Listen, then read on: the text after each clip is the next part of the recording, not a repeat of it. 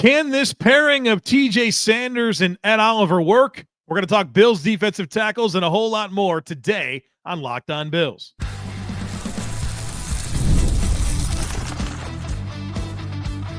You are Locked On Bills, your daily Buffalo Bills podcast. Part of the Locked On Podcast Network, your team every day. What's up, Bills Mafia? It's Joe Marino, author of the Herd Mentality Substack, co-host of the Locked On NFL Scouting Podcast, co-host of the NFL First Read Podcast, and I'm your host of Locked On Bills. Want to thank you for making Locked On Bills your first listen every day, and a big welcome and shout out to our everydayers. You know who you are. Those of you who never miss a single episode, I appreciate y'all being here very, very much. I'd also like to invite you to subscribe or follow for free on YouTube or wherever you listen to podcasts. We're part of the Locked On Podcast Network, your team every day. This episode is brought to you by the Amazon Fire TV Stick 4K. Turn any TV into your Xbox, no console needed. Head to amazon.com/Fire TV Locked On to learn more. Well, folks, welcome in. Time for Herd Mentality, the weekly episode where you control our discussion and a lot of questions about defensive tackles coming out of the draft. So we'll talk a lot about that.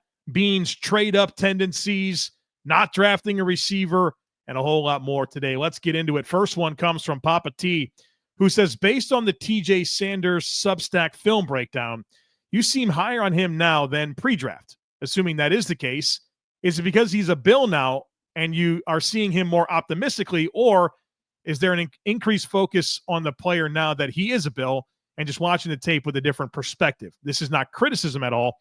I'm just interested in your scouting process. Appreciate this question. I'll tell you what, the prospect, the Bills draft pick that I'm most excited about coming out of this draft is TJ Sanders. And a lot of that is rooted in the film, but a lot of that is rooted in, I didn't think the Bills were after that style of defensive tackle. You know, you look at my Bills specific big board, which is something that I do grading specifically for what I think the Bills need and how I view the players. I was thinking more one tech. So if you look at the board, all the one techs were ranked higher for me. I wasn't really thinking of that style of defensive tackle being the direction the Bills would go. And I think of TJ Sanders as more of a classic three tech. I always thought he was a good fit for the Bills, but not necessarily the type of player I was expecting Buffalo to go after. And so once you remove the perceived need and just appreciate the player, Sanders is a stud. And that Substack film post certainly showcased my excitement for him, because detach yourself from, all right, we want a classic one tech that can play the run, give you some up the field ability, and just appreciate TJ Sanders for the prospect that he is. He's exciting, athletic, love the footwork, love the hand technique, a lot of rush variety, plays with extension, heavy hands, and don't sleep on the run defense. That's the one thing I want you to continue to hear from me. Don't sleep on the run defense. Yes, the best thing about him is the penetration skill, the ability to create chaos and wreak havoc and get on the other side of the line of scrimmage. This guy's firm against the run. He's not going to get rooted out easily by single blocks. Now, is he a great candidate to take on doubles? No. But single blocks, he handles his business. So I'm really excited about TJ Sanders, and it really just comes down to not the type of player I was thinking the Bills were going to go after. And so because of that, I elevated the more traditional one techs. And so that's really what it came down to. Josh says, how many teams play 2-3 technique type of defensive tackles on all downs? And would Buffalo starting Sanders and Oliver be a weird combination? Would the two of them on the field at the same time weaken our run defense? Good question.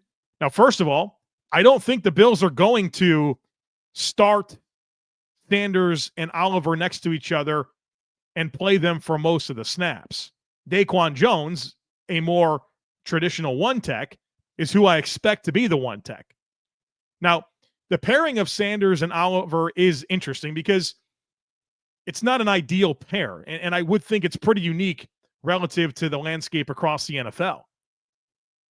In fact, I guess you would look at like Houston. Houston right now has Tim Settle and Sheldon Rankins as their starting defensive tackles. We'll see if they bring back Fali Fatukasi, who's more of a traditional one. The Bears have Gervin Dexter and Grady Jarrett as their D tackles, but they also have Andrew Billings, who's more of a classic one tech. And then I do look at the Browns. The Browns are going to roll with Mason Graham, Malik Collins, Michael Hall, and Shelby Harris. None of those guys really profile as a one tech. So it would be pretty unique, but I also don't forget the Bills do have Daquan Jones.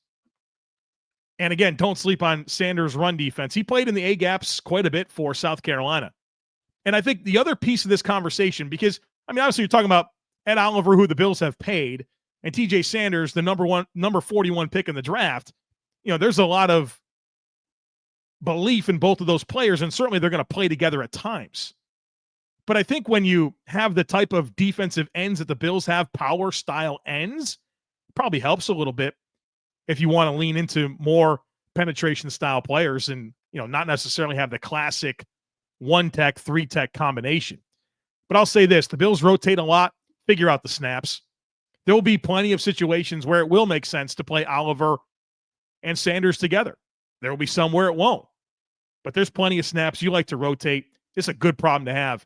And if we can strip away the TJ Sanders isn't a classic nose tackle, I think you'll appreciate the player a whole lot more, because there's a lot of really important things that he can provide with that penetration ability, with the pass rush skills. Derek says, can you look at the Bills' drafting history under Brandon Beane and assess their success rate when they trade up for a specific player versus when they stay put? The mixed reception amongst Bills fans regarding the trade up to select TJ Sanders had me wondering if there was a noticeable impact on drafting quality when the Bills trade up to get a specific player. Well, obviously, the Bills have made a lot of draft picks, but I want to focus in on the part of your question where you asked to kind of isolate the players that Brandon Beane has traded up for. And he's done it 6 times in terms of players that I think we can fairly grade whether it was a hit or not. These are the players that Brandon Beane has traded up for in the draft. Josh Allen, that's a hit. Tremaine Edmonds, that's a hit. Cody Ford, no. That did not work out. Dawson Knox, that's a hit. Kyer Elam, obviously a no. Khalil Shakir, yes. Those are the players that I think we have a sufficient amount of playing time for us to actually say if they were a hit or not. Beane also traded up for Dalton Kincaid. Jury's still out. And then, of course, TJ Sanders and Deion Walker added to the list. So that full list of players that Beane traded up for: Josh Allen, Tremaine Edmonds, Cody Ford, Dawson Knox, Kyer Elam, Khalil Shakir, Dalton Kincaid, TJ Sanders, Deion Walker. The hits: Allen, Edmonds, Knox, Shakir. The not hits: Ford and Elam. So 4 of 6 trade-ups were hits. And then, of course, we will see regarding Kincaid, Sanders, and Walker. Folks, you might see the shirt, if you're on YouTube, have our Everybody Eats shirts on. If you want to get yours, you can go to the show notes. You'll see a link to the Herd Mentality shop, or just go to herdmentalityshop.com. You can grab your own Everybody Eats shirt, and there's a lot of different color options for you to check out on the website. Again, herdmentalityshop.com. All right, coming up next, more conversation on defensive tackles, including some of the guys that haven't really worked out in Buffalo and wondering why that didn't happen. So we'll talk about that here on the other side of it. Folks, be sure to stick with me. There's nothing like the atmosphere of an NBA playoff game. Every bucket, every defensive stop, every moment feels huge. It's electric in the arena, and with Game Time, you can be part of it without the stress of last-minute ticket hunting. Game Time makes it fast and easy to get playoff tickets, even when demand is sky high. Prices on the app actually go down as tip-off gets closer, and their last-minute deals can save you up to 60%. Here's why I love using Game Time. Well, it's the last-minute deals. You can save up to 60% off buying last-minute tickets for sports, concerts, comedy, and theater events near you. Plus, their all-in pricing means no surprise fees at checkout. What you see is what you pay. So take the guesswork out of buying tickets with Game Time. Download the Game Time app, create an account, and use code LOCKEDONNFL for $20 off your first purchase. Terms apply. Again, create an account and redeem code LOCKEDONNFL for $20 off. Download Game Time today. Last-minute tickets, lowest price guaranteed. Buffalo businesses, it's time to register for the J.P. Morgan Corporate Challenge. This year's event is on Thursday, June 12th. and features a 3.5-mile course through Delaware Park, followed by a celebration with a DJ, lawn games, and tented experience for you and your teammates. Walkers, joggers, and runners are all welcome. Whether you run for the love of it, for your company, or to build lasting bonds, this is your moment. Teams of 4 participants or more can register today. Registration closes on Tuesday, May 13th.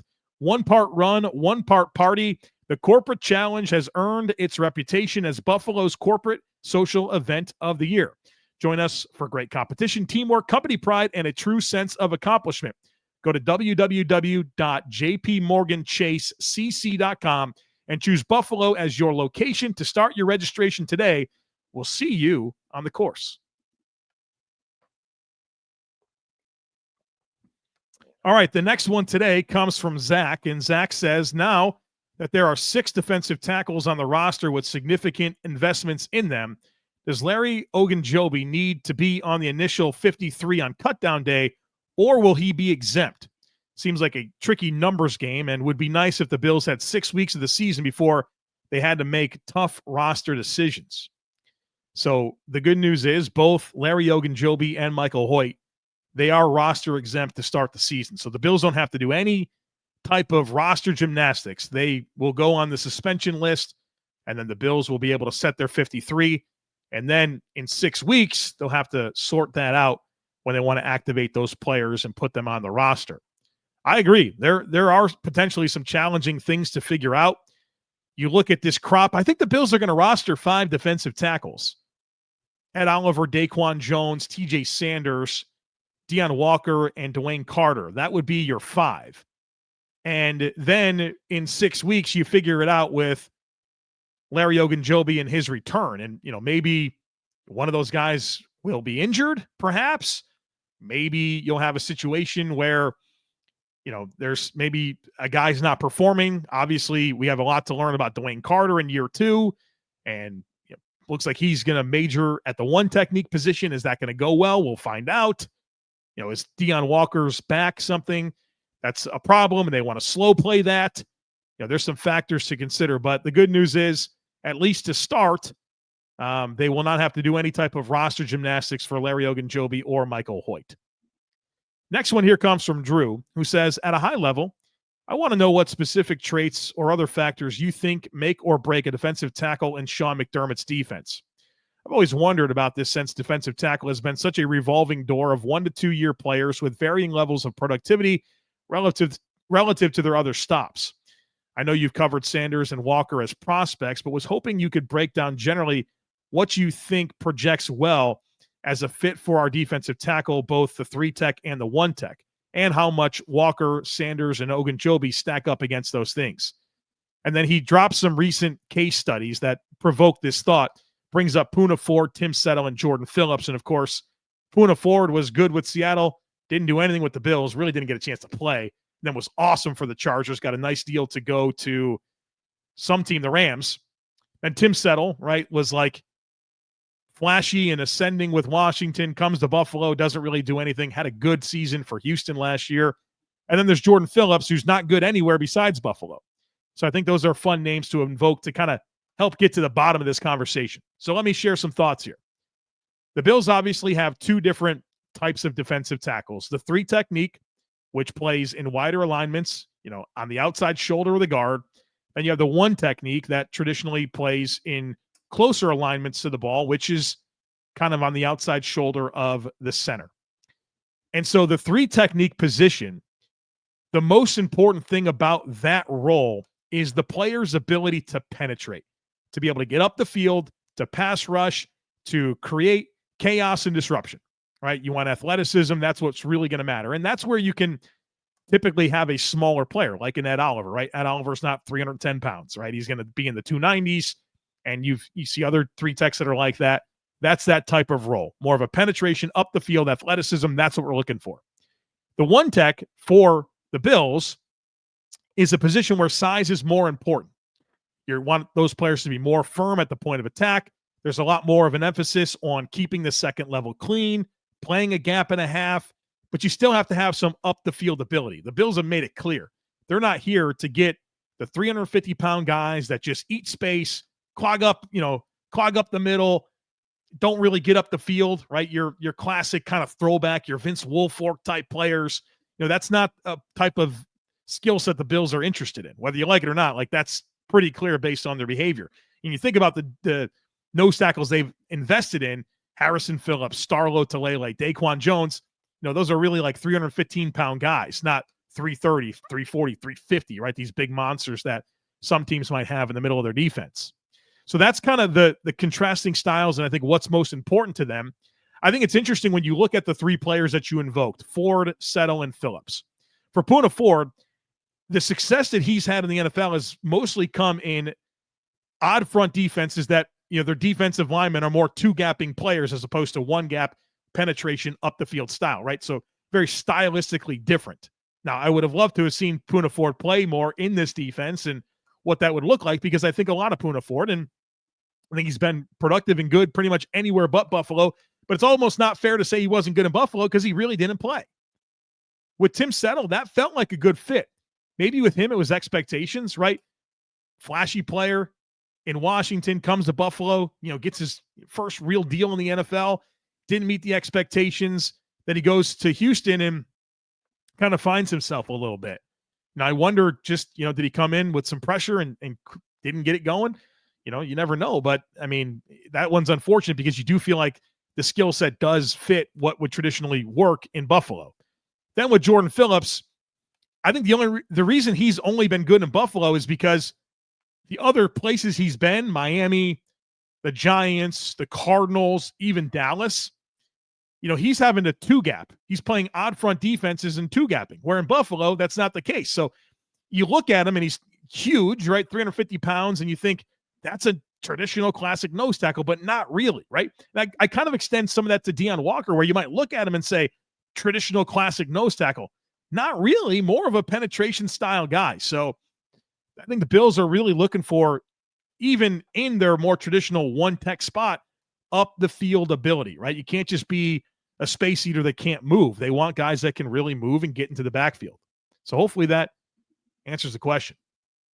Rick says, your conversations on Bill's squad about Deion Walker was fascinating, especially when Jerry Ostrowski broke down how he may need to rehab and improve physically for the NFL.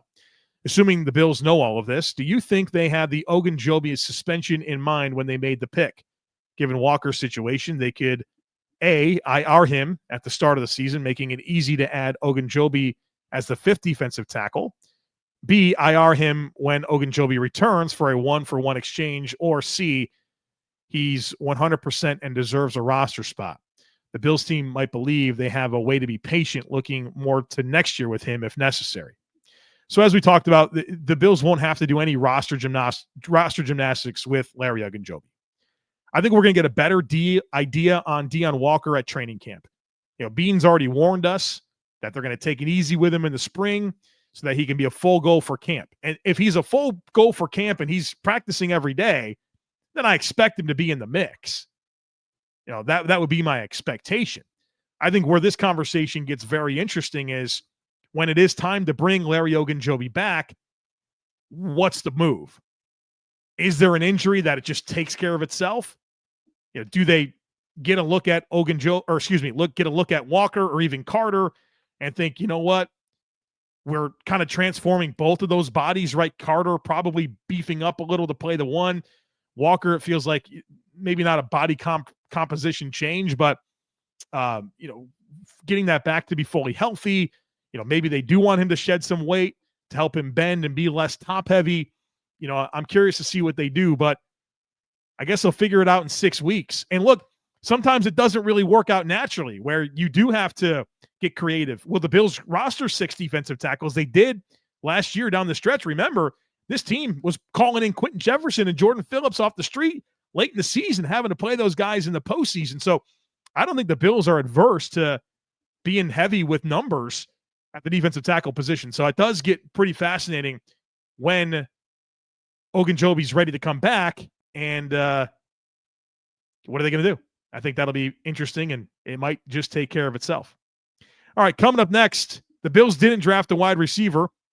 We'll talk about some of that and some thoughts on Travis Clayton as well. So, folks, be sure to stick with me. Did you know that your Fire TV is also an Xbox? Turn any TV into your gaming and entertainment hub with Fire TV Stick 4K devices. No console required. Just grab your paired controller, subscribe or sign into Xbox Game Pass Ultimate with EA Play included, and you're ready to play. You can dive into hundreds of premium titles from EA Sports College Football 25 to Call of Duty Black Ops 6 and about as easily as you stream your favorite TV shows. It's gaming made simple, and it's all on your Fire TV. Plus, the entertainment options are endless. With 4K streaming, you can watch more than 1.5 million movies and TV episodes from your favorite subscribed services such as Netflix, Prime Video, Disney Plus, Max, and more. So head to Amazon.com/Fire TV Locked On to get started. Xbox Game Pass Ultimate subscription and compatible controller required. Available on select devices, including Fire TV Stick 4K 2nd Gen, Fire TV Stick 4K Max 1st and 2nd Gen, and Fire TV Cube 3rd Gen.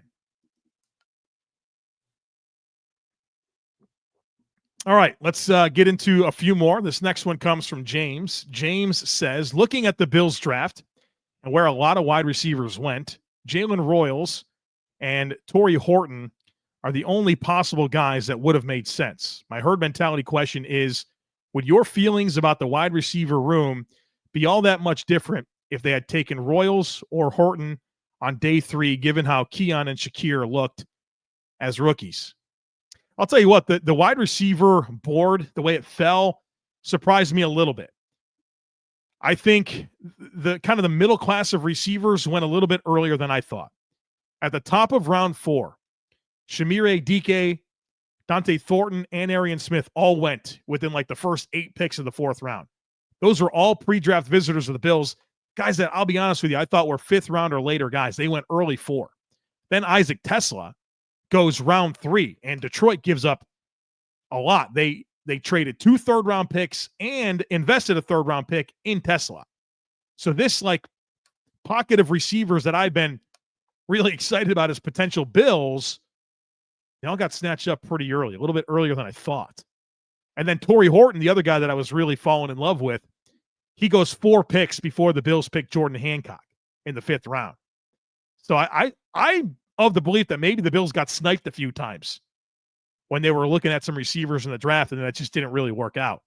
But I would have loved Jalen Royals or Torrey Horton. I would have loved it. And it's just about stocking the cupboard, adding a speed element to the wide receiver core. When you look at this roster, the wide receiver 5 spot is an obvious area to upgrade. In Curtis Samuel, who's has injuries, is your wide receiver 4. So that's where the urgency comes. It's a very clearly upgradable spot based on who's competing for wide receiver 5. And they got this wide receiver 4 that's Curtis Samuel. And I thought he did a good job when he was healthy late in the season, and I liked seeing that role pick up. But, you know, this guy's always battling something injury-wise. And then you're still counting on development from Keon Coleman, and you're onboarding Josh Palmer. So I'd love the upside with the depth of Royals or Horton for sure. And there's the other dynamic of you got 3 guys. The Bills are going to roster 5 receivers. That's their number. You got 3 guys here in Shakir, Palmer, and Samuel who are paid. Now, they're not massively expensive guys, but they're paid. So you'd love to get more young, cost-controlled guys. So, yeah, I would say that a Torrey Horton or a Jalen Royals does change this wide receiver room for me a good bit. Ryan says, it seems a bit disingenuous for Brandon Beane to say it's the same wide receiver group as last year, and he's at least publicly ignoring how much Amari Cooper, even when not producing numbers, still opened up the offense. He can't truly not understand why fans wanted a specific element in a receiver from this draft. Am I missing something, or did the offense not increase production that much after Cooper compared with before? Well, Brandon Beane actually is the one who came out there and said how the team averaged another touchdown per game with Cooper on the field versus without, right? He said that. That was like his big point when people were talking about after the season, like, did they get enough out of Amari Cooper? He's like, well, yeah, he did open the offense, and he did talk about how the team averaged an additional basically touchdown per game with Cooper compared to when he wasn't out there. But I would agree, if this is something Beane is thinking, which he probably is, I would agree that Josh Palmer is a more attractive option than Amari Cooper moving forward. So he might think that he not only replaced Amari Cooper, but probably upgraded that. And I think he did. And I can, to an extent, understand Brandon Beane's defensive nature with this. I think there's a much better way to communicate that than what he did. But I do think there's a lot of competitive tension. I really do. Internally in that building, this team's been close. They're trying to win a Super Bowl. You're getting close and you start to think, well, if I had this player, or if you coach that way or whatever, right? Like there's plenty of reasons why there would be competitive tension. I think it's healthy, but it probably exists. The pressure is immense. I think the competitive tension spills into the fan base and some of the discussions that we have about this team where we all want the same thing, but you might feel strongly about some aspect that should be different or the style of play, a personnel thing. And, we all want the same thing. We all want the same thing. But as you have been on this journey and it's like you're close, and then you crash and burn there at the very end, you can understand how there's competitive tension where everyone's passionate about the same thing, but, you're going to get real serious about what you think is the most important thing. So that's something I try to keep in mind whenever I'm interacting and sharing ideas and listening to ideas, is that we all want the same thing, but that competitive tension can lead to, some emotion and some spirit. Jordan says an interesting pick and topic last summer was Travis Clayton, but then he went on injured reserve, and I don't think I've heard his name since. Is he still on the roster? Can a pathway player hold that extra roster position for the length of their rookie contract? And finally, if he is on the roster, do you have any expectations for him this year? So to catch anyone up, Travis Clayton was the Bills' 7th-round pick last year, and he's never played football before. Rugby player, if I'm not mistaken, from overseas. And the Bills last year got an extra practice squad spot, or like an extra, like a 91st spot on the pre-camp or the offseason roster. So that is all in play. Travis Clayton is still around. He's on this roster. And the Bills do get an extra spot. So they can technically be at 91 players with their offseason roster, which is a correction that I need to make from our conversation yesterday when we did undrafted free agents, where I said a 90-man roster. I'm mistaken. Travis Clayton's presence on this roster means they can have 91. So they get 91 now instead of 90. And then if they put him on the practice squad, the Bills will have an additional practice squad spot compared to other teams that don't roster or put on their practice squad an international pathway program player. As far as what to expect, boy, I have no idea. Missing last year certainly doesn't help a guy that's never played football, right? Those reps, those practice reps, whatever he could have done probably matters a good bit. So, we'll see how things go. He's been around the game. He's the language and the process of being a pro in the NFL is something he's been around. Now we'll see what he can do, right? See what type of reps he gets throughout the course of OTAs and camp and preseason. And I really don't know what to expect. We know that he's an unbelievably athletic big man. Can he block? I guess we'll find out, but that'll be something fun to monitor in the coming months. All right, folks, some great content coming your way. Don't forget Bill Squad. That's live, noon Eastern time on Thursday, every Monday and Thursday, noon Eastern time on YouTube, the Locked On Bills YouTube channel. Myself, Jeremy White, Jerry Ostrowski. We've got a great show lined up. We're going to focus in on, can the Bills offense do it again? Can they replicate the success that they had last season? That'll be fun. We'll go a full hour, and then it'll go into the audio mediums, shortly after we get done. So we'll run 12 to 1 on YouTube. Then it lives on YouTube, of course, and we'll post it in the audio mediums. And then Friday, I'm kind of sweating about this. It's our annual Joe Marino and Bruce Nolan versus Brandon Beane, where we, as in Bruce and I, we tell you which players we would have picked in the 2025 NFL draft compared to what Brandon Beane ultimately did. So that's coming your way on Friday. Great content the rest of this week. Don't miss it. As always, I kindly ask that you share, subscribe, rate, and review. Have a great rest of your day. Go Bills, and I look forward to catching up with you again real soon.